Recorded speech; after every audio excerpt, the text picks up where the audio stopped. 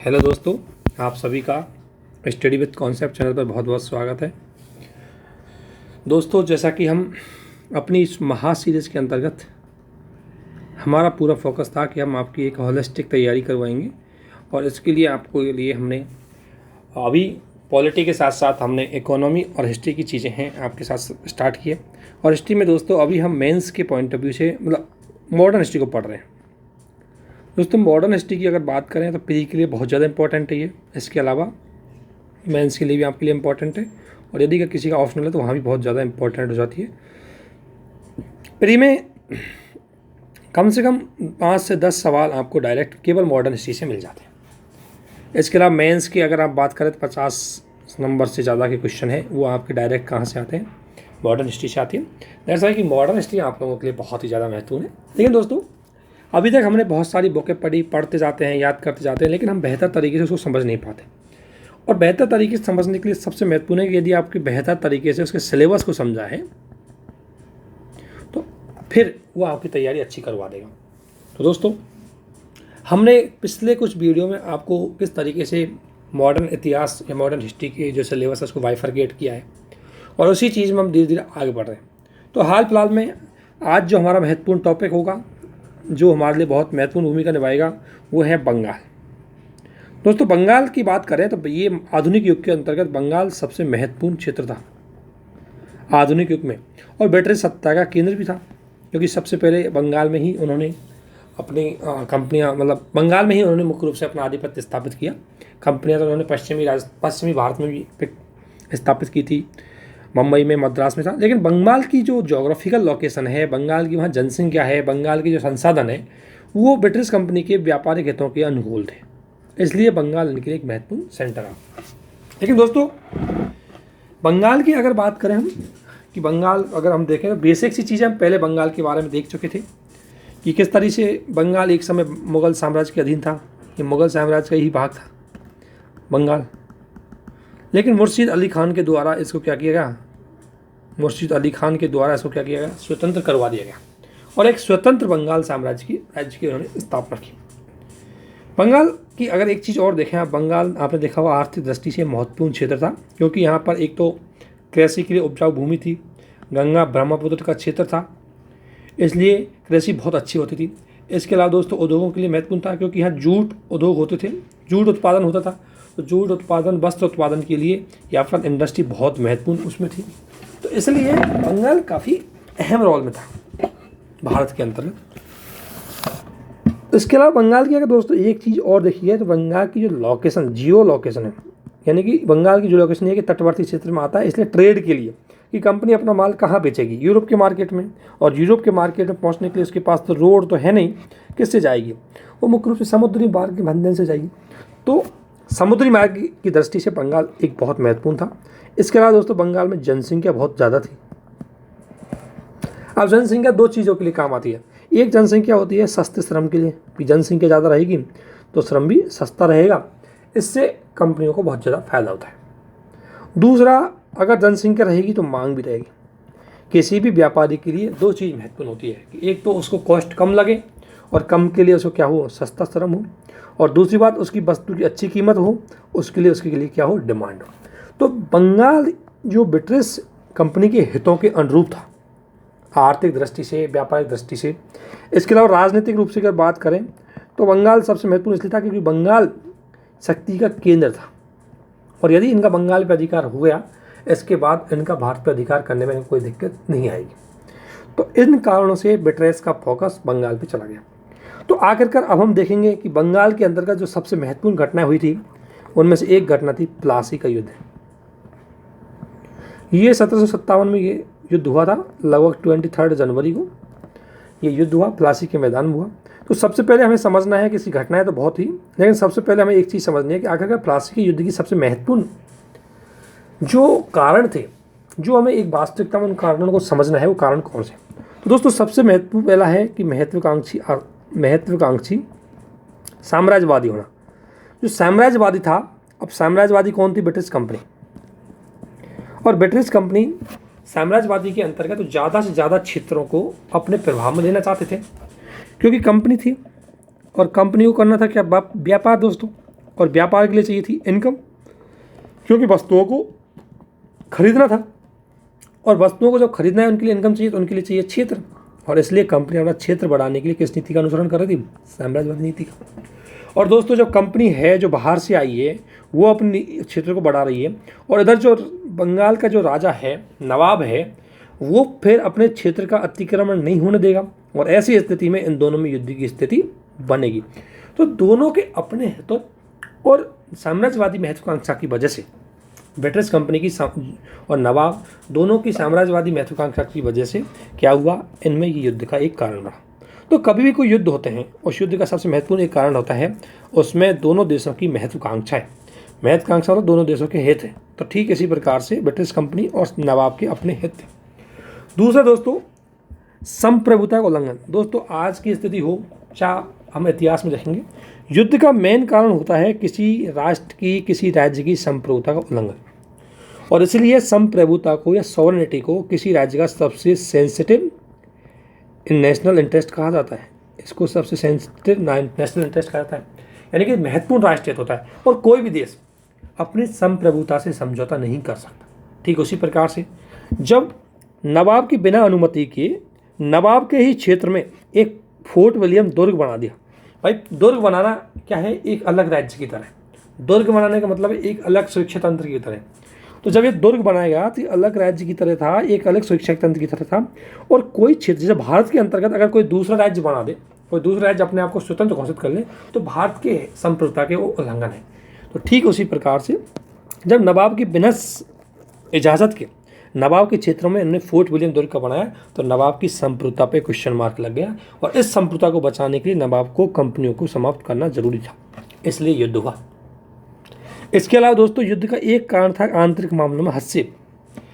क्या कारण था कि कुछ व्यवसायी थे जो सिराजुद्दौला का विरोध करते थे। कुछ व्यवसायी थे जो सिराजुद्दौला का विरोध करते थे। इसका नाम आप देखेंगे तो आपको मिल जाएंगे, आप बुक में देख सकते हैं। और जगत सेठ हुआ, ठीक है ना, और मीर जाफर, मीर कासम, ये कई ऐसे थे, कुछ ऐसे और भी लोग थे दरबार के, और कुछ व्यापारी भी थे जो मुख्य रूप से सिराजुद्दौला से बहुत ज़्यादा परेशान थे अपने हितों की प्राप्ति करने के लिए।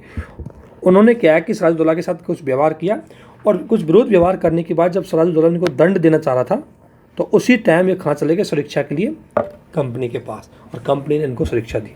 तो सिराजुद्दौला ने बोला कि भाई ये दुश्मन तो मेरे हैं, तुम सुरक्षा क्यों दे रहे हो, और इनको सुरक्षा कर देने का मतलब है आपके द्वारा मेरे को चुनौती देना, इसलिए युद्ध हुआ। इसके अलावा दोस्तों दस्तक का दुरुपयोग। देखो ये चीज़ इसलिए बता रहा हूँ क्योंकि पीसीएस में या यूपीएससी में डायरेक्ट कई बार आपसे क्वेश्चन पूछा जाता है। तो जब ये क्वेश्चन आता है मेंस में या प्री में किसी में आए, तो हमारा सबसे वीक पॉइंट क्या होता है कि हम केवल उसकी जनरल जो लैंग्वेज है उसके अकॉर्डिंग उसमें आंसर देते हैं।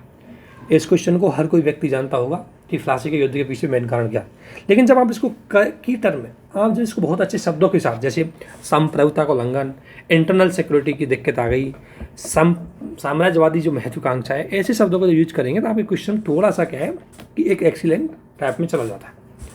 तो ठीक इसी प्रकार से एक कारण इसका मेन था, वो था दस्तक का दुरुपयोग। अब इसकी कहानी थोड़ा समझ लेना। आपने अगर 1713 का फर्रुखसियर का एक फरमान देखा होगा पिछले वीडियो में, और उस फरमान को हम ब्रिटिश के लिए मैग्ना कार्टा भी बोलते हैं। क्यों? क्योंकि इस फरमान के अंतर्गत बंगाल में एक फिक्स टैक्स दे करके, फिक्स मतलब 1000 रुपये देंगे, साल के हम 1000 रुपये देंगे, इसे एक फिक्स कीमत दे करके फ्री में क्या किया, या ट्रेड कर सकते थे, कंपनी को अनुमति मिलेगी कि कंपनी एक साल में एक फिक्स अमाउंट दे देगी, उसके बाद चाहे जितना वो भारतीय वस्तुओं को क्या कर सकती है, व्यापार कर सकती है, उसको खुली छूटती है। उस सुविधा को बोला गया था दस्तक की सुविधा। लेकिन जब दस्तक की सुविधा दी तो कंपनी है और कंपनी के जो व्यापारी है उनको एक फिक्स रेट देनी होती थी। अब वहीं इंडिया के जो व्यापारी थे, लोकल व्यापारी थे, इन लोकल व्यापारियों को बेचारों को ज़्यादा कीमत देनी पड़ती थी। तो क्या होता था कि ये कंपनी के लोग बोलते थे भारतीय व्यापारियों से कि भाई तुम वहाँ 10 रुपये देते हो, आप ऐसे करो 5 रुपये हमें दे दो, हम आपका माल पहुँचवा देंगे, आपको शुल्क नहीं देना पड़ेगा। अब इन्होंने तो क्या कर रखा, फिक्स। कंपनी ने तो फिक्स कर रखा कि मैं अगर 10 किलो सामान भेजूंगा या 10 किलो का व्यापार करूंगा, चाहे 1000 का व्यापार करूं, और रुपया तो मैं फिक्स ही दूंगा। तो चाहे अगर भारतीय लोगों का भी सामान लेकर के बेचेंगे तो भी सामान फिक्स हुआ। तो इसलिए इन्होंने भारतीय लोगों से भी क्या किया, उस दस्तक जो राजा को मिलना चाहिए था उसका दुरुपयोग किया, कि जो दस्तक भारतीय जो व्यापारियों का था वो राजा के पास, नवाब के पास जाना चाहिए था, वो अब इनके पास आने लगा, क्योंकि इन्होंने उसको अपने पास लेकर के फ्री में काम करवाना चालू किया। तो इस दस्तक का उपयोग हुआ, दुरुपयोग हुआ। जैसे 2 नुकसान हुए, एक नुकसान तो भारतीय को हुआ और एक नुकसान नवाब को। नवाब को क्या है कि रेवेन्यू नहीं मिल पा रहा था, क्योंकि जो शुल्क था वो कौन कर रहे थे, कंपनी, और कंपनी तो 1000 रुपये दे रही थी, चाहे वो 10,000 का सामान बेच, 50,000 का या 1 लाख का, देगी आपको एक फिक्स रेट। तो इससे नवाब की इनकम घट गई। दूसरा, जो भारतीय थे उनका बेचारों का क्या होता था, एक तरह से नुकसान, क्योंकि ब्रिटेन के जो व्यापारी थे उनको तो सस्ता शुल्क देना पड़ता था, क्योंकि उनको तो फिक्स था कि वो 1 सामान ले जाता, 10 सामान ले जाता, रुपया 1 ही देना पड़ेगा, और जबकि भारतीय व्यापारियों को सामान के अनुरूप शुल्क देना पड़ता था। इसलिए भारतीय व्यापारियों की स्थिति बहुत खराब हो गई। तो दस्तक से न केवल कंपनी के, न केवल नवाब के हितों के विरुद्ध था, बल्कि इससे भारतीयों को भी बहुत ज़्यादा नुकसान हो रहा था। इसलिए नवाब इसको बंद करने की घोषणा कर चुका था, और जैसे नवाब ने इसको बंद करने की घोषणा की, नवाब और कंपनी के बीच में युद्ध छिड़ना जरूरी था। तो दोस्तों, ये तो मेन कारण थे, लेकिन इसके पीछे एक घटना और जिम्मेदार थी, जो घटना वास्तविकता में हुई या नहीं। देखो, मैं आपको एक चीज़ बता देता हूँ। ब्रिटिश कंपनी का उद्देश्य ये था कि वो व्यापार पे क्या करे, डायरेक्ट कंट्रोल करना चाहिए थी। वो व्यापार पे, मतलब बंगाल पे किसी भी स्थिति में वो कंट्रोल करना चाह रहे थे। लेकिन ब्रिटेन लोग हमेशा एक बात को कहते थे कि हम सभ्यतावादी हैं, हम एकदम सिविलाइज्ड पर्सन हैं, और सिविलाइज्ड पर्सन कभी आगे से किसी के विरुद्ध आक्रमण नहीं करता। तो वो एक तो ये भी साबित करना चाहते थे कि हम सिविलाइज्ड हैं, इसलिए हम आगे से अटैक नहीं करेंगे। तो फिर अटैक इनको करना था, मतलब आक्रमण तो करना था, या युद्ध तो करना ही था, बंगाल को अधिग्रहण करना ही था। तो इसके लिए इन्होंने एक साइकोलॉजिकल गेम चला, और वो गेम था ब्लैक होल की घटना। इन्होंने साइकोलॉजिकल गेम ये चला, मतलब एक दुनिया के मन में वहम फैलाया कि जो ये सिराजुद्दौला है ये बहुत ख़राब आदमी है। इसने क्या है कि 20 जनवरी 1756 को 146 अंग्रेजी बंदियों को रात में एक बंद कर दिया, एक छोटे से कमरे में। और रात में जैसे ही बंद किया, 23 जून को ये सभी, मतलब ये 23 जून की बात करें तो 23 जून को जब एक कोटी, मतलब छोटी सी एक वो थी, रूम था, जब उसको ओपन किया गया था तो उसमें से केवल 23 लोग ही जीवित बचे। अर्थात इन्होंने ये कहा था, जो एक हॉलवेल नाम के इनके ब्रिटिश जो वो थे इतिहासकार, इन्होंने ये बोला कि ब्लैक होल की घटना ने जो सिराजुद्दौला था उसकी जो निर्ममता थी, सिराजुद्दौला की जो निर्ममता, उसकी जो निर्दयता थी, उसको क्या किया, साबित किया। तो इससे क्या है कि अंग्रेजों ने बोला कि भाई, हम ब्रिटिश कंपनी ने बोला हम आगे से नहीं करना चाहते थे, लेकिन जब ये इस तरह की निर्मम हत्याएं करेगा तो इसकी सुरक्षा के लिए हमें फिर इस फांसी का युद्ध जरूरी था। ये ब्रिटिश लोग कहते थे, मतलब क्या करना चाहते थे, इसके माध्यम से वो अपनी क्या करते थे, मनोवैज्ञानिक सफाई देना चाहते थे। अब ब्लैक होल की घटना सच्चाई है या नहीं है, इस हॉलवेल के अलावा किसी अन्य व्यक्ति ने इस घटना की सच्चाई पुष्टि नहीं की। तो इस ब्लैक होल की घटना को अनाउंसमेंट करके ब्रिटिश ही चाहती थी कि नवाब को क्या कर सके, मिसगाइड कर सके, मतलब एक तरह से उसकी गलत इमेज बना सके, और हम फिर आसानी से उस पर अटैक कर लेंगे। तो यदि हम उस पर अटैक करेंगे तो फिर लोग हमारे साथ देंगे कि भाई इन्होंने कोई गलत नहीं किया, पहले सिराजुद्दौला की गलती थी, उसने क्या किया कि उसने हमारे लोगों को मारा, तो उनकी सुरक्षा के लिए फिर हम क्या कर सकते हैं, हम आक्रमण कर सकते हैं। तो ब्लैक होल की जो घटना है ये एक मनोवैज्ञानिक गेम थी ब्रिटिश कंपनी का। क्यों मनोवैज्ञानिक है, क्योंकि इसमें ज़्यादा सच्चाई नहीं है, क्योंकि हॉलवेल के अलावा किसी भी इतिहासकार ने सामान्यतः इस घटना के बारे में नहीं बताया। तो हॉलवेल तो क्या है कि ब्रिटिश था, और ब्रिटिश था तो ऐसी स्थिति में हो सकता है कि वो पक्षपात भी कर सकता है। तो ये घटनाएं थी, जब इतनी इंसिडेंट हो गए तब युद्ध है वो कन्वर्ट होने लगा। इसी घटना को आधार बना करके उन्होंने अपनी औचित्यता सिद्ध की कि अब हमें नवाब पे अटैक करना है, और उसका हमें एक कारण मिल गया। क्या मिल गया? तो इस प्रकार से इस युद्ध के अंतर्गत उन्होंने इस युद्ध को करने के लिए, जो प्लासी का युद्ध है, इसको सही साबित करने का कारण के लिए घटना क्रिएट की थी। वास्तविकता में घटना हुई है नहीं हुई, इसका अभी तक कोई पुख्ता प्रूफ नहीं है। तो घटना के आपने कारण देखे कि क्या कारण थे, किस तरह की युद्ध की स्थितियां बनी। तो युद्ध के कई कारण थे। असली कारण तो अंग्रेजों का अपना हित था, ब्रिटिश कंपनी का अपना हित था। उसको रेवेन्यू चाहिए था, उसको संसाधन चाहिए थे, उसको बंगाल की रिसोर्सेजों का यूज करना था, इसलिए उसको अटैक करना। लेकिन इसके लिए जेन्युइन रीजन उसको चाहिए था, और जेन्युइन रीजन के लिए उन्होंने क्या, ब्लैक होल जैसी घटना को इनिशिएट कर दिया। दोस्तों इसके बाद युद्ध की घटनाएं हमारे लिए ज़्यादा इंपॉर्टेंट है नहीं, लेकिन सबसे ज़्यादा इंपॉर्टेंट है प्लासी के युद्ध का महत्व। आपको पता है कि प्लासी युद्ध की घटना रही है कि इसमें सिराजुद्दौला पराजित हुआ, क्योंकि उसको उसी के लोगों द्वारा धोखा दे दिया गया और इससे कि युद्ध जल्दी ही बदल गया। लेकिन इस प्लासी के युद्ध का सबसे महत्वपूर्ण है कि महत्व क्या है। ये क्वेश्चन कई बार आता है कि प्लासी का युद्ध भारतीय जो स्वतंत्रता का जो अंधकार है वो प्लासी के युद्ध से ही असली शुरुआत हुई। और सबसे पहले देखते हैं कि महत्व क्या है। तो सबसे ज़्यादा महत्व इसका किसके लिए था? कंपनी के लिए, क्योंकि बंगाल एक समृद्ध संसाधनों था, बंगाल में समृद्ध संसाधन थे। तो कंपनी द्वारा इसको जीतने के बाद, आपको पता है इस युद्ध को जीतने के बाद कंपनी की पहुंच वहाँ डायरेक्ट हो गई थी और इससे कंपनी को भूराजस्व और दीवानी अधिकार प्राप्त हो गए थे। तो दोस्तों जब भूराजस्व और दीवानी अधिकार प्राप्त हो गए तो कंपनी के पास क्या आ गई? इनकम। तो जो कंपनी केवल व्यापार के लिए भारत में आई थी और व्यापार के लिए उसको वस्तुओं की खरीद के लिए जो इनकम चाहिए थी, जिसे पहले वो वेटरन से सोना चांदी लेके आना पड़ता था, अब वो उनको लेकर नहीं आना पड़ेगा। अब वो डायरेक्ट भारत से ही रेवेन्यू कमा करके वस्तुएं खरीदेंगी और वेटरन में जाके बेचेंगी। इसलिए कंपनी के औपनिवेशिक हितों के अनुरूप यह युद्ध उनके लिए बहुत महत्वपूर्ण साबित हुआ। दूसरा दोस्तों, व्यापार और वाणिज्य पर एक अधिकार, क्योंकि 1757 से पहले दोस्तों बंगाल का जो बिजनेस है वो फ्रांस के साथ भी था। लेकिन इस युद्ध के बाद चूंकि उन्होंने मीर कासिम को राजा बनाया और मीर कासिम एक तरह से नाम मात्र का राजा था, तो कंपनी को, तो जो मीर जाफर है उसको इन्होंने शासक बनाया था नाम मात्र का, और मीर जाफर, ध्यान रखना मीर जाफर को बनाया था। तो मीर जाफर को इन्होंने नाम मात्र का शासक बना दिया और नाम मात्र का शासक बना करके समस्त चीज़ पे इनडायरेक्ट रूप से इनका कंट्रोल हो गया। इसलिए इनका व्यापार और व्यापार पर पूरी तरह इनका कंट्रोल हो गया। कंपनी के स्वरूप में परिवर्तन हो गया, यानी कि अभी तक कंपनी केवल व्यापारिक रूप थी, लेकिन जैसे ही कंपनी का बंगाल पे अधिकार हुआ कंपनी राजनीतिक रूप से कन्वर्ट हो गई, क्योंकि अब कंपनी का राजनीति में भी हस्तक्षेप हो गया। वहाँ जो बंगाल का जो राज सिस्टम था, जो उनका सिस्टम था, राज व्यवस्था जो भी थी उनकी, उसमें कंपनी अब डायरेक्ट हस्तक्षेप करना लग गई। और इसके अलावा दोस्तों कंपनी का सबसे लिए कंपनी का फायदा क्या हुआ कि इससे कंपनी की शक्ति में वृद्धि हुई। क्यों?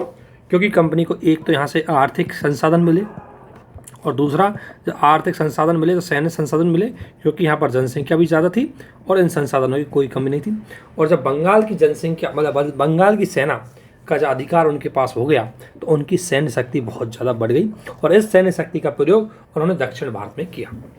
तो इस तरीके से हम कह सकते हैं कि 1757 का जो युद्ध है ये मुख्य रूप से कंपनी के लिए एक महत्वपूर्ण साबित हो। तो उसके पास आपके पास ये फैक्ट होने चाहिए कि कैसे साबित हो।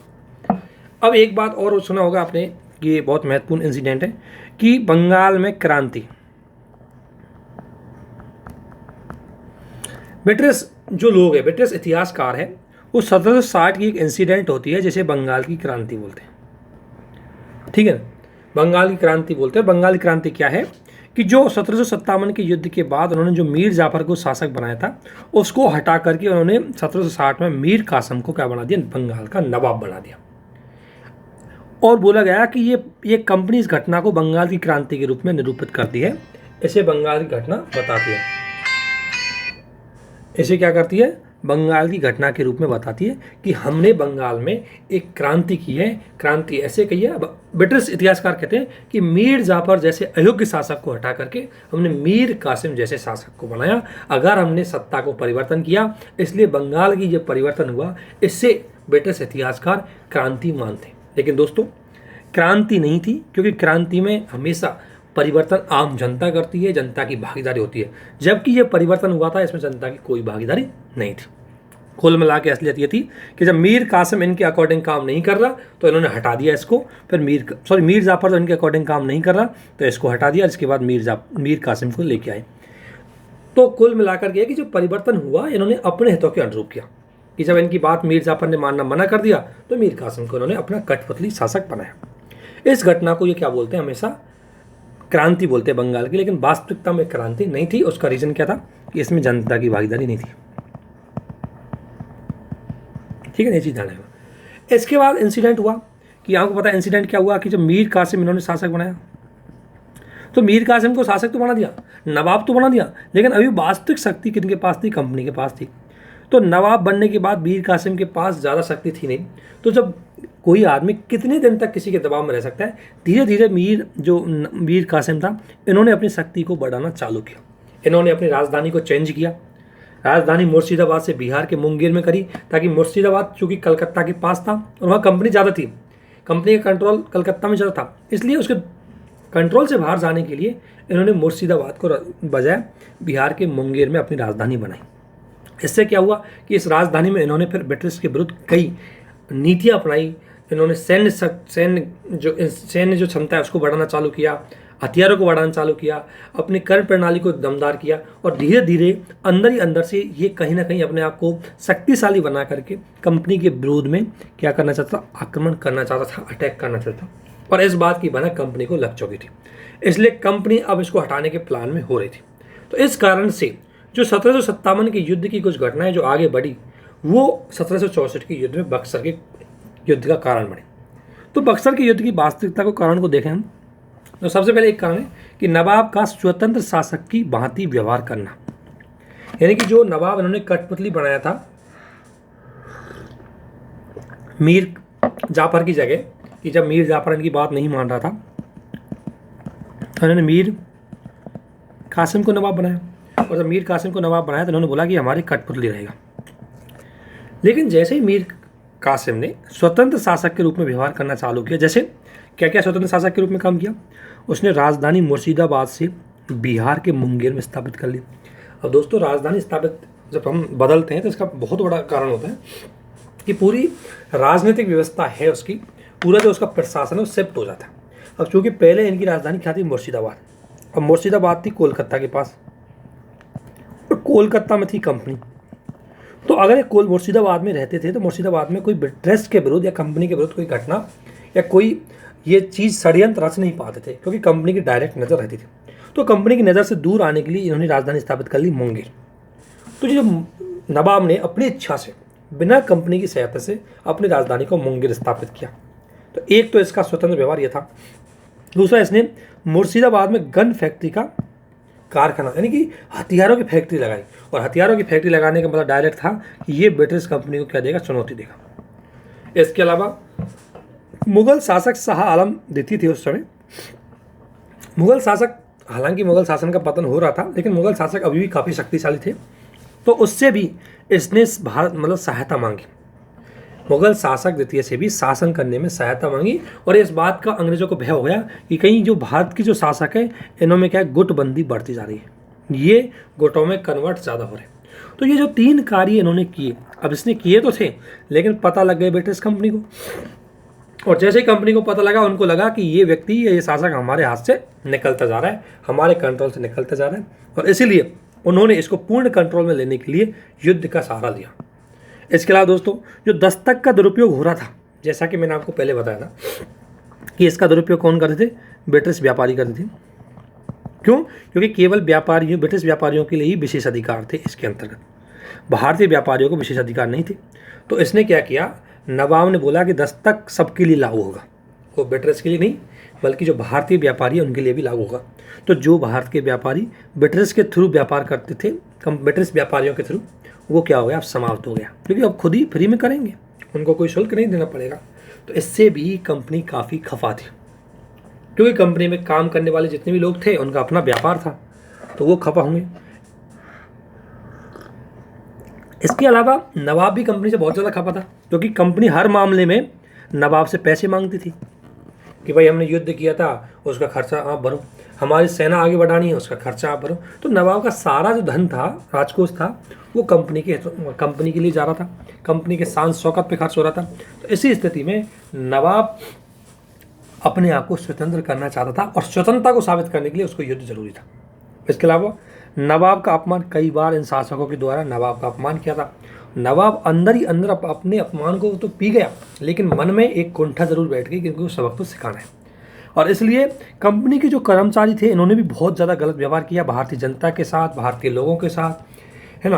और ऐसी स्थिति में नवाब ने इस पर सोच लिया कि बंगाल में सुरक्षा करने के लिए मुझे एक नया युद्ध लड़ना पड़ेगा, और इसी प्रकार की घटनाएं ब्रिटिश कंपनी के मन में आई, और ये कन्वर्ट हुई बक्सर के युद्ध 1764 में। तो दोस्तों, 1764 का जो बक्सर का युद्ध है, इसकी नींव 1757 के प्लासी के युद्ध से रह गई। क्यों? क्योंकि एक तो सबसे बड़ी बात ये कि प्लासी के युद्ध में ब्रिटिश जीता था, कंपनी जीती थी, लेकिन वास्तविकता में वो जीत नहीं थी। क्यों? क्योंकि उन्होंने धोखे का यूज किया था, उन्होंने उसमें धोखा दिया था, उन्होंने जो सिराजुद्दौला थे उसके सहयोगी है उनको अपने पक्ष में कर दिया था।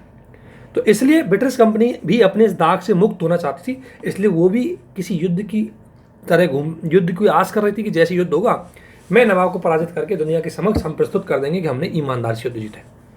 तो इसलिए ब्रिटिश के लिए भी और भारतीय नवाब के लिए ये बक्सर का युद्ध अहम रोल था। अब बक्सर के युद्ध का हो गया 1764 में इंसिडेंट हुई, इसमें नवाब है पराजित हुई और मीर कासिम है उसको इसमें भगा दिया गया, उसकी जगह फिर दोबारा से मीर जाफर को बनाया गया, उसके बच्चों को बनाया गया। इस तरीके से इन्होंने धीरे धीरे इनडायरेक्ट रूप से कंपनी ने अपना कंट्रोल बंगाल पे किया। बक्सर के युद्ध का अगर महत्व देखूं मैं, तो बक्सर के युद्ध का सबसे पहला महत्व यह था कि कंपनी भारत की सर्वोच्च राजनीतिक शक्ति के रूप में उभर के आई। क्यों? क्योंकि दोस्तों बक्सर के युद्ध में मुगल भी शामिल थे, अवध भी शामिल था और इसके अलावा बंगाल, और इन तीनों शक्तियों को अंग्रेज़ों ने हरा दिया। और ये तीनों शक्तियाँ उस समय भारत की सर्वश्रेष्ठ शक्तियाँ थी। तो इन तीनों को हराने के बाद ये स्पष्ट हो गया कि अब भारत में सर्वश्रेष्ठ शक्ति कौन है, वो है कंपनी। तो कंपनी की सर्वोच्च पॉलिटिकल सुपरमेसी स्थापित हुई इस युद्ध के बाद। कंपनी का नियंत्रण पहले केवल बंगाल तक था, अब दिल्ली पर भी हो गया। शाह आलम जो सेकंड थे, शाह आलम द्वितीय जो राजा थे, उसको कुछ विशेष शर्तों के साथ वहाँ से क्या कर दिया, और उस विशेष शर्तों के साथ उसको शासन संचालन पे अपना कंट्रोल कर दिया। अर्थात ये जो दिल्ली था ये मुख्य रूप से कंपनी के अधीन हो गया। इसके बाद दोस्तों कंपनी को बंगाल की दीवानी प्राप्त हुई। दीवानी मतलब राजस्व वसूलने का अधिकार, दीवानी मामलों पर निर्णय देने का अधिकार। तो ये जब चीज़ें प्राप्त हुई तो उनको वित्त पोषण की समस्या कौन सी, कि जैसे भारत में व्यापार करना है और व्यापार के लिए बाहर से वस्तु खरीदनी है, वस्तु के लिए चाहिए इनकम, तो ये इनकम की जो समस्याएं थी वो समाप्त हो गई। अब हम इसको आगे पढ़ेंगे कि वाणिज्यवाद पूंजीवाद कैसे था, इसको हम आगे पढ़ेंगे। तो इस प्रकार से ये कंपनी के जो वाणिज्यवादी पूंजीवाद के हितों के अनुरूप था। वाणिज्यवाद का मतलब है कि ज़्यादा से ज़्यादा लाभ होना चाहिए व्यापार में। तो व्यापार में ज़्यादा से ज़्यादा लाभ कब होगा, जब आप वहीं से रेवेन्यू कलेक्ट करें और वहीं से वस्तु खरीदें और फिर उनको अच्छे खासे दामों में दूसरे बाजार में बेचें। तो इस प्रकार के लिए जो ये बक्सर का युद्ध था, इस बक्सर के युद्ध ने कंपनी को राजनीतिक सर्वोच्चता, आर्थिक सर्वोच्चता और भारत में वास्तविक शक्ति के रूप में शामिल कर दिया। इसलिए दोस्तों बक्सर के युद्ध को लेकर के प्री में या मेंस में सवाल बहुत ज़्यादा आते हैं कि बक्सर का युद्ध एक महत्वपूर्ण ऐतिहासिक घटना थी। तो आपको लिखना है कैसे थी, कि पहली थी सत्ता परिवर्तन, कि भारत में सत्ता है वो परिवर्तित हुई, ठीक है, एक तो ये। दूसरा भारतीय स्वतंत्र अधीनता का आरंभ, कंपनी की सर्वोच्चता, ठीक है। तो ये कई कारण थे जिनकी वजह से बक्सर का युद्ध एक अहम रोल में रहा। इसके अलावा बक्सर का युद्ध हुआ, बक्सर के युद्ध में मुगल भी हारे, बक्सर के युद्ध में अवध का नवाब भी पराजित हुआ क्योंकि वो भी उसके शामिल था, और बक्सर के युद्ध में मीर कासिम तो समाप्त पराजित हुआ ही था। जब ये लोग भी शामिल हुए, अवध का नवाब भी जब शामिल हुआ और ये पराजित हुआ, तो इसको भी कंपनी के साथ संधि करने के लिए बाध्य होना पड़ा। और अवध नवाब शुजादौला, ध्यान रखना ये शुजादौला है, सिराजुद्दौला नहीं है, शुजादौला को निम्न शर्तों के साथ इलाहाबाद की संधि कंपनी के साथ करनी पड़ी। और शुजाउद्दौला को कौन कौन सी शर्तों का फॉलो करना पड़ा। पहली शर्त तो ये थी कि शाह आलम द्वितीय को इलाहाबाद में जो ये कड़ा का एरिया है, एक एरिया है इलाहाबाद के आसपास, ये एरिया किसको देना पड़ेगा, अवध अपने से ये देगा शाह आलम द्वितीय को, मुगल शासक को। दूसरा, जितने भी युद्ध में खर्चा हुआ है उस युद्ध का खर्चा कौन भर्ती करेगा, ये अवध नवाब 50 लाख रुपए देगा। ध्यान रखना कंपनी का कोई राजनीतिक उद्देश्य नहीं है, बस पैसे कमाना है उसको। तो ये शर्त लगा दी। और तीसरा, अवध के नवाब के खर्चे पर अंग्रेजी सेना रखने का प्रावधान, यानी कि ये बढ़िया कूटनीति चली इन्होंने कि सेना अपनी हो लेकिन खर्चा किसका हो, नवाब का। तो इन्होंने अब नवाब के खर्चे पर अपनी सैन्य क्षमता को आगे बढ़ाना चालू किया। ध्यान रखना क्या था कि कंपनी थी और कंपनी का ये था कि ज़्यादा खर्च नहीं करेगी क्योंकि इसको व्यापार ज़्यादा करना था। अब खर्च नहीं करेगी और इसको सेना भी चाहिए क्योंकि सेना के लिए तो खर्चा चाहिए, लेकिन कंपनी का उद्देश्य था कि देखो बिना खर्च के सेना हो, और इसीलिए उन्होंने इस प्रकार की संधि थोप दी कि देखो सेना हमारी होगी, खर्च आपका होगा। तो इस प्रकार से इलाहाबाद की संधि अवध नवाब शुजाउद्दौला और बंगाल के जो कंपनी है इनके बीच में हुआ। सबसे महत्वपूर्ण एक क्वेश्चन मेंस का आपके लिए जो बनता है वो है कि बक्सर और प्लासी के युद्ध की अगर तुलना की जाए तो कैसे करोगे। और ध्यान रखना, जब भी आपसे कोई मेंस का क्वेश्चन आए या प्री का क्वेश्चन है दोस्तों, मेंस के क्वेश्चन में आपके पास मुद्दे होने चाहिए किसी चीज़ को समझाने के लिए। एक एक मुद्दे होने चाहिए जो उस चीज़ को अच्छे से समझा सके। तो बक्सर और प्लासी के युद्ध की अगर मैं बात करूं तो हमारे पास एक मुद्दा होना चाहिए, और मुद्दा क्या है कि इनके कंपैरिजन करो। तो सबसे पहले कंपैरिजन कर रहा हूं, एक मुद्दा है कि इन दोनों का उद्देश्य क्या था। आखिर इन दोनों के युद्धों की बात करें, बक्सर का युद्ध हुआ था 1764 में और प्लासी का हुआ था 1757। युद्ध का उद्देश्य क्या था? तो जब प्लासी का युद्ध हुआ था तो अंग्रेजों का मुख्य उद्देश्य था कि वो नवाब को क्या करते थे, एक हम बंगाल पे कंट्रोल करके एक ऐसा नवाब बनाएंगे जो उसके हाथों की कठपुतली हो। हम खुद शासन नहीं करेंगे, क्योंकि खुद शासन करेंगे तो सैन्य खर्चा करना पड़ेगा। सैन्य खर्चा करने के मूड में बिल्कुल नहीं थे, क्योंकि यदि सेना पे खर्च कर देंगे तो व्यापार क्या करेंगे। और दूसरा, अगर एकदम से हमारे कोई जनता जो नवाब को बहुत ज़्यादा चाहती है और अचानक से कोई व्यापारी आता है और उसको हटा देता है तो जनता गृह युद्ध कर देती, जनता भड़का देती। और ऐसी स्थिति में जब जनता भड़क जाती तो ब्रिटिश को भागना पड़ता कंपनी को।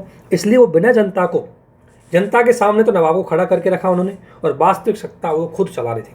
ये बहुत बड़ी कूटनीति थी। और यदि आपने देखा होगा, ब्रिटिश कंपनी ने कभी भी शुरू में डायरेक्ट वहाँ के नवाब या शासक को भगा नहीं था, बस उनको कठपुतली बनाया था, और कठपुतली बना करके वास्तविक शासन खुद ने चलाया था। ये एक बहुत बड़ी कूटनीति थी, क्योंकि यदि हटा देंगे तो एक तो जनता इन पर खिलाफ विद्रोह कर देगी, क्योंकि आपको पता है कि जनता अपने नवाब के प्रति स्वामी भक्ति थी, और कंपनी के कुछ लोग आकर के अगर उसको हटा देंगे तो जनता कैसे रोकेगी। तो इसलिए ये कभी भी जनता को क्या नहीं करना चाहते थे, खपा नहीं करना चाहते। और दूसरा, अगर ये खुद डायरेक्ट शासन करेंगे तो इससे क्या होगा, इनका खर्च ज़्यादा बढ़ेगा। तो प्रथम विश्व युद्ध में इतना ही था। लेकिन बक्सर का जो युद्ध हुआ था, मतलब प्लासी के युद्ध में इनका उद्देश्य इतना ही था, लेकिन जब बक्सर का युद्ध हुआ था तो बक्सर के युद्ध में इनका उद्देश्य था कि हम पॉलिटिकल कंट्रोल स्थापित करेंगे। टोटली हमारा कंट्रोल होगा किस पे, बंगाल पे, क्योंकि बंगाल हमारे लिए व्यापारिक दृष्टि से महत्वपूर्ण है, क्योंकि ये व्यापार के क्षेत्र में पड़ता है और कच्चा माल बहुत ज़्यादा उत्पादन होता है। दूसरी बात, आर्थिक दृष्टि से महत्वपूर्ण है, क्योंकि यहाँ पर उद्योग बहुत ज़्यादा है, जूट का उद्योग बहुत ज़्यादा है। और तीसरा, ये सैन्य शक्ति के लिए महत्वपूर्ण है, क्योंकि जनसंख्या बहुत है तो सेना आसान से यहाँ बन जाएगी। तो इन उद्देश्यों में पहला अंतर दोनों के बीच में क्या है, उद्देश्यों के लेकर के। तो आपको समझना है कि एक अंतर मैंने किसके आधार पर किया, उद्देश्य के आधार पर। दूसरा अंतर सैन्य दृष्टिकोण के आधार पर। कि प्लासी का युद्ध क्या है कि एक तरह का युद्ध था नहीं, उसमें इन्होंने क्या किया कि धोखे छद्म का यूज किया। इन्होंने क्या है कि जो सिराजुद्दौला के जो जितने भी समर्थक थे उनको अपने पक्ष में कर लिया। तो इससे क्या है कि युद्ध में कोई सैन्य घटनाएं तो घटित हुई नहीं, बहुत जल्दी इसमें सिराजुद्दौला पराजित हो गया। तो ये युद्ध सीमित था। लेकिन बक्सर का युद्ध 3 महाशक्तियों को इन्होंने पराजित किया और अपनी राजनीतिक सर्वोच्चता स्थापित की। ध्यान रखना, इसमें कोई इन्होंने धोखाबाज नहीं किया जाता, इसलिए सैन्य दृष्टिकोण से भी दोनों में बहुत ज़्यादा अंतर था। इसके अलावा दोस्तों एक अंतर था राजनीतिक दृष्टिकोण को लेकर के। प्लासी का युद्ध से बंगाल पर नियंत्रण हो। ध्यान रखना, जो प्लासी का युद्ध है वो केवल बंगाल तक सीमित रहा, क्योंकि उसमें बंगाल के नवाब को ही पराजित किया। किसको? सिराजुद्दौला को। और सिराजुद्दौला को, इसलिए इसका उद्देश्य ये क्या था, बंगाल तक सीमित था। लेकिन दोस्तों 1764 का जो युद्ध किया, ये 1764 में 3 महाशक्तियाँ शामिल थी, जिसमें आपको पता, एक था मुगल, एक था अवध और एक था बंगाल। और तीनों को उन्होंने क्या किया, पराजित किया। तो इनका जो राजनीतिक प्रभाव है वो दिल्ली अवध तक भी पहुंच गया। इसलिए बक्सर का युद्ध बहुत ज़्यादा आयामों से कंपनी के लिए फायदेमंद रहा। इसके अलावा एक और दृष्टिकोण था आर्थिक दृष्टिकोण से। आर्थिक दृष्टिकोण से कैसे? दोस्तों प्लासी के युद्ध में केवल इनका उद्देश्य था कि हमें व्यापारिक हितों की पूर्ति करनी है, इसलिए कंपनी को क्या चाहिए कि इस पर युद्ध करना है। क्योंकि कंपनी को पहले क्या है कि भारत से व्यापार करने के लिए कीमती वस्तुएं देनी पड़ती थी, सोना चांदी देना पड़ता था। तो उससे बचने के लिए इनको चाहिए था भारत से राजस्व, इसलिए इन्होंने क्या किया था, प्लासी का युद्ध किया। लेकिन बक्सर के युद्ध के बाद केवल व्यापार उद्देश्य नहीं, बल्कि भारत में एक धन का निष्कासन चालू हुआ। और धन का निष्कासन ये हुआ, कैसे हुआ कि भारत से इनकम करते थे, वस्तु खरीदते थे और फिर इनकम और वस्तु खरीद करके इस वस्तु का लाभ कहाँ कमाते थे? यूरोप में। तो जो ये पैसा ज़्यादा था, ये लाभ ज़्यादा था, यही भारत का एक धन निष्कासन था। इसके अलावा सैलरी, सब चीज़ों के माध्यम से। तो 1764 के युद्ध में जब इनका पॉलिटिकल कंट्रोल हुआ, तो यहाँ पर जितने भी इनके लोग थे, उनकी सैलरी के रूप में, उनके निवेश के रूप में सारा पैसा बाहर जाने लगा। तो इससे धन का निष्कासन थ्योरी है, जो धन निष्कासन थ्योरी है, वो यहाँ से चालू हुई। तो आर्थिक दृष्टिकोण से भी इनमें अंतर देखने को मिला। तो यदि आपसे कोई पूछे कि 1757 का प्लासी का युद्ध और 1764 का बक्सर का युद्ध में तुलनात्मक कीजिए, तो आप तुलना इस तरीके से कर सकते हैं, पॉइंट बाई पॉइंट। इसके अलावा दोस्तों, अगर बंगाल में एक चीज़ और है कि जब बंगाल में 1764 में बंगाल में पूरी तरह कंपनी का शासन स्थापित होने लग गया, लेकिन अभी भी कंपनी, ध्यान रखना, अपने डायरेक्ट कंट्रोल में नहीं करती थी शासन को, क्योंकि उसके दो कारण थे। एक तो सैन्य खर्चा और दूसरा जनता का विद्रोह। इनसे बचने के लिए कंपनी कभी भी क्या नहीं करती थी, अपना डायरेक्ट कंट्रोल नहीं करती थी। इसलिए यहाँ पर शासन के दो तरीके के चले, एक शासन नवाब और दूसरा कंपनी। तो शासन के ये जो दो स्तर थे, इन्हीं को बोला गया था द्वैध शासन प्रणाली, ये डायर के। और इस डायर की या द्वैध शासन प्रणाली की जो प्रणेता है, और रॉबर्ट क्लाइव को देखा जाता है। यहाँ से रॉबर्ट क्लाइव थे उस टाइम के। रॉबर्ट क्लाइव के बहुत ज़बरदस्त सैन्य कमांडर भी थे, जिन्होंने बक्सर के युद्ध में अहम रोल निभाया था, और उसके बाद इनके ये गवर्नर भी यहीं पर रहे, इनके सेनापति भी रहे। तो रॉबर्ट क्लाइव के टाइम पर बंगाल में द्वैध शासन स्थापित हुआ। तो सबसे पहले हम समझते हैं कि द्वैध शासन का मतलब क्या है। द्वैध शासन का मतलब एक स्तर पर दो शासन चलाने वाले, जिसमें एक था कंपनी और एक था नवाब। कंपनी का मुख्य उद्देश्य था कि वो राजस्व को वसूले, यानी कंपनी के पास तो थे अधिकार कि वो राजस्व को वसूलेगा, सैन्य शासन करेगा। वही नवाब को दे दी जिम्मेदारी। और आपको पता है, दोबारा मीर जाफर का पुत्र है नजमुद्दौला को इन्होंने नवाब बना दिया, और नाम मात्र का नवाब बनाया। उससे बोला, भाई शासन करना आपकी जिम्मेदारी है, लॉ एंड ऑर्डर करना आपकी जिम्मेदारी है, लेकिन हाँ, राजस्व हम वसूलेंगे। तो जब आपको पता है कि इनके पास, कंपनी के पास तो हो गई शक्ति, लेकिन कोई कार्य नहीं थे, और नवाब के पास हो गए कार्य, लेकिन कोई शक्ति नहीं थी, और इसी वजह से शासन प्रणाली है उसमें एकदम से हस्त व्यस्त हो गया। उससे कानून व्यवस्था खराब हो गई, क्योंकि नवाब के पास पैसे नहीं थे सेना बनाने के लिए, लॉ एंड ऑर्डर को मेंटेन करने के लिए, अपने कर्मचारियों को सैलरी देने के लिए। इससे इस द्वैध शासन से बहुत ज़्यादा नुकसान देखने को मिलेगा। तो द्वैध शासन अगर आपसे पूछा जाए, तो द्वैध शासन में प्रणाली जिसमें एक ही स्तर पर दो समांतर शासन करने वाले हों, एक कंपनी और एक नवाब। इसके अलावा दोस्तों, आखिरकार आपने एक चीज़ मन में आई होगी कि आखिरकार ये इन्होंने द्वैध शासन को लेके क्यों आए। चाहते तो डायरेक्ट भी कंट्रोल कर लेते, क्योंकि आपने देखा होगा इतिहास में कि जब एक राजा दूसरे राज्य को जीतता है तो वहाँ पर अपना शासन स्थापित कर लेता है। इन्होंने तो इतने तीन राज्य जीते थे, इन्होंने दिल्ली को जीता, अवध को जीता, बंगाल को जीता। तो ऐसी स्थिति में इनका शासन तो करना चाहिए था। आखिर क्या कारण थे कि कंपनी कभी भी अपना डायरेक्ट शासन नहीं करना चाहती थी, और इसीलिए इन्होंने द्वैध शासन सिस्टम को अपनाया। तो ये द्वैध शासन सिस्टम को अपनाने का पीछे एक कारण था कंपनी की बणकवादी पूंजीवाद। और बणकवाद में दोस्तों क्या होता है, लाभ लाभ और लाभ, और लाभ कमाना है किससे, आपसे, व्यापार से। अब व्यापार से लाभ क्या होगा, जब आप सस्ते में खरीदें और अच्छे से बेचें, और सस्ते में खरीदने के लिए भी आपका पैसा फ्री में मिल जाए। तो इन्होंने कहा कि अगर हमें कोई वस्तु खरीदनी है उसके लिए चाहिए पैसा, तो कंपनी किसी भी स्थिति में अपने जो धन है उसको सेना में खर्च नहीं करना चाहती थी, क्योंकि उसको व्यापार हितों को पूर्ति करना था। और ऑब्वियसली कोई भी कंपनी हो, वो बेकाम की लड़ाई झंझटों में लड़ी पैसा अपना वेस्ट नहीं करती, ठीक है। तो कंपनी अपनी बणकवादी पूंजीवाद से महत्वपूर्ण थी, और इसलिए कंपनी किसी भी प्रकार से अपने प्रशासनिक ढांचे में अनावश्यक खर्च नहीं करना चाहती थी। जो प्रशासनिक ढांचा बंगाल के शासन पहले चल रहा था उसी को बनाए रखना चाहती थी, क्योंकि अगर वो प्रशासनिक ढांचा में चेंज करेंगी तो नए लोगों की भर्ती करनी पड़ेगी, नए सिस्टम को लाना पड़ेगा, उसमें पैसा लगेगा, और जब पैसा लगेगा कंपनी को व्यापार पे खर्च नहीं हो पाएगा।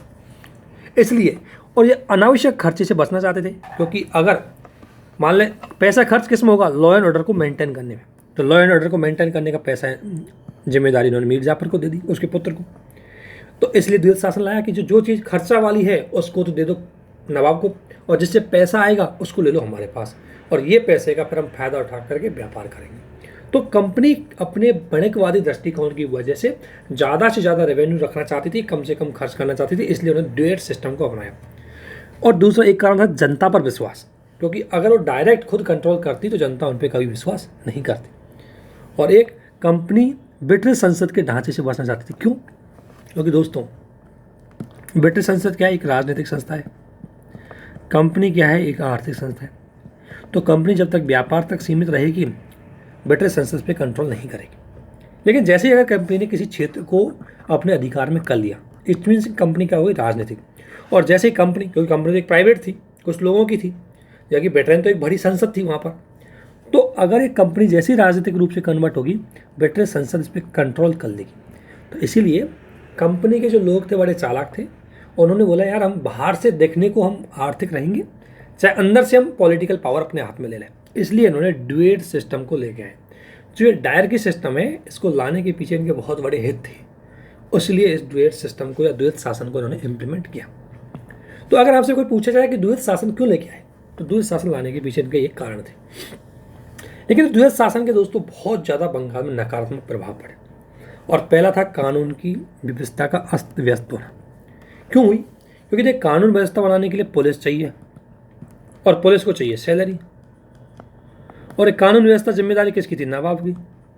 लेकिन नवाब इस कानून व्यवस्था चलने के लिए उसको चाहिए पुलिस, और पुलिस के नवाब के पास नहीं थी पैसा। तो नवाब के पास आर्थिक संसाधन नहीं थे। ऐसी स्थिति में पुलिस जैसे संसाधनों की व्यवस्था नहीं कर पा रही थी और इससे वहाँ की कानून व्यवस्था डाउन हो रही थी। ठीक है। इसके अलावा शासन भ्रष्टाचार। शासन भ्रष्टाचार की अगर मैं बात करूँ तो खुद जो रॉबर्ट क्लाइव थे वो बहुत बड़ा भ्रष्टाचार का आरोप उनके ऊपर लगा था। क्यों? यहाँ एक तरह से नवाब का शासन था, लेकिन वास्तविक शासन कंपनी चला रही थी और कंपनी को कोई फर्क नहीं पड़ता था बंगाल का विनाश हो रहा है। उनका उद्देश्य था कि ज़्यादा से ज़्यादा लाभ कमाया जाए, और लाभ कमाने के लिए वो करप्शन कर रहे थे, वो भारतीय लोगों से पैसा ले रहे थे। ठीक है ना? इससे कंपनी में भ्रष्टाचार बहुत ज़्यादा बढ़ गया। और बंगाल का सामाजिक और आर्थिक हाँस। दोस्तों जो बंगाल इतना समर्थ था, सक्षम था, उसको कंपनी ने क्या किया? पहले राजस्व बढ़ाया तो इससे किसानों की स्थिति कमज़ोर हुई, किसान गरीब हुए, खाद्यान्न कम हुआ, अकाल पड़े, और इससे बंगाल की स्थिति एकदम हताहत हो गई। ठीक है ना? तो इसलिए ये आर्थिक दृष्टि से बंगाल का विनाश इसने किया। और सामाजिक दृष्टि से अगर मैं बात करूं तो बंगाल के पूरे क्षेत्र पर अधिकार इनका हो जाने की वजह से बंगाल में शिक्षा, बंगाल में कोई विकास प्रणाली कुछ नहीं हुई, और बंगाल में गरीबी बढ़ती चली गई। महिलाओं पर अत्याचार इन्होंने किए, महिलाओं के साथ गलत व्यवहार इन्होंने किया, और इसकी वजह से ड्यूअल सिस्टम एक तरह से अराजकता के सिस्टम में बदल गया। और यही जब सिस्टम बदला तो फिर ब्रिटिश संसद के कुछ लोगों को ये पता लगा, और फिर ब्रिटिश संसद ने इस कंपनी के इस अराजकतापूर्ण व्यवहार को रेगुलेट करने के लिए 1773 में रेगुलेटिंग एक्ट लेके आए। तो दोस्तों जो आप पॉलिटी में पढ़ रहे थे ना 1773 की कहानी, वो यहाँ से स्टार्ट होती है। तो इसलिए हमने बंगाल को पढ़ा। मेंस के पॉइंट ऑफ व्यू बहुत ज़्यादा इंपॉर्टेंट है, यहाँ से क्वेश्चन आने की संभावना पूरी रहती है। चाहे आप स्टेट पीसीएस का कोई पेपर उठा के देखो, चाहे ऑप्शनल का पेपर उठा के देखो, चाहे आप यूपीएससी का पेपर उठा के देखो, वहाँ आपके इसके क्वेश्चन जरूर मिलेंगे। 1757 का प्लासी का युद्ध को लेकर के, 1764 के बक्सर के युद्ध को लेकर के, यहाँ सवाल आपके पास जरूर है। इसलिए दोस्तों इसमें आपको क्या करना है? सिस्टमेटिक तरीके से पढ़ना है। तो अभी तक हम बंगाल तक पढ़ चुके हैं। अब हमारा टॉपिक जो 18वीं सेंचुरी का था वो टॉपिक हो गया समाप्त। अब अगला टॉपिक है जो हमारा इतिहास का सबसे महत्वपूर्ण घटना रही है, वह है उपनिवेशवाद।